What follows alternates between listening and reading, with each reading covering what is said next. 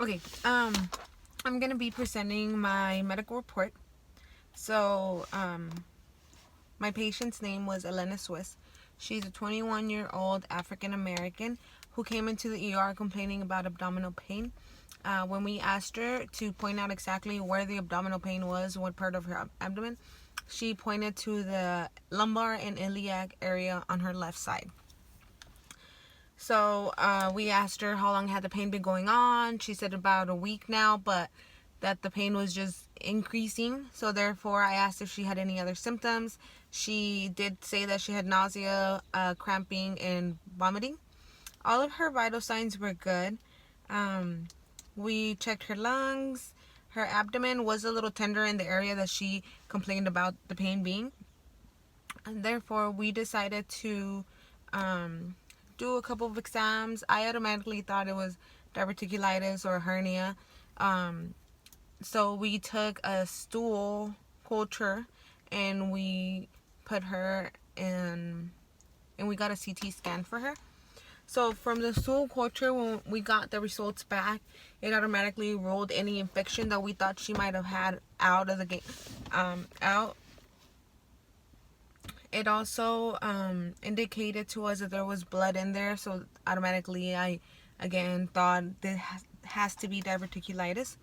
Um, so from the CT scan, whenever we got the images back, we did realize that her um, that her she had inflammation in the large intestine, in the little pouches, and we realized that that's where the infection was coming from. Not only that, but bowel the bowel wall was thicker than usual, and we realized there was edema going on. The CT also indicated to us that the liver, the spleen, the stomach, and the pancreas were all in good shape. They all looked like a normal size. They didn't like swollen or like if they had been moved around due to the swelling of the large intestine. So the procedures that I decided to go with was a surgical colectomy. And then I also explained to her that she was going to have a diet low in fiber and we were going to need a lot of rest. I also decided to put her on antibiotics after the surgery to prevent any other kind of infection.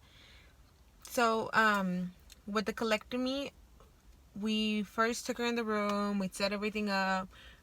She was positioned on her back with a supine position.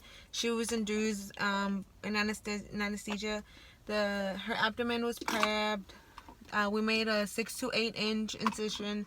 The incision ran mid-sagittal, playing across the abdomen. Um, so we decided to do it between 6 and 8 inches to make sure that we had enough space to go in there and really look at the whole large intestine and make sure that all the pouches had been cleared out and that there wasn't any more junk in there.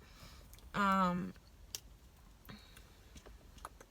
so all infected sections of the colon are removed, and we decided to stitch the colon back up distally and proximally to make sure that we didn't have anything left open inside of her. All the areas were irrigated and aspirated until everything was clear. The abdomen was closed using subcuticular stitch. My final diagnosis was that in fact she did have diverticulosis. The patient was discharged, and we set up a follow-up appointment with Dr. Hines.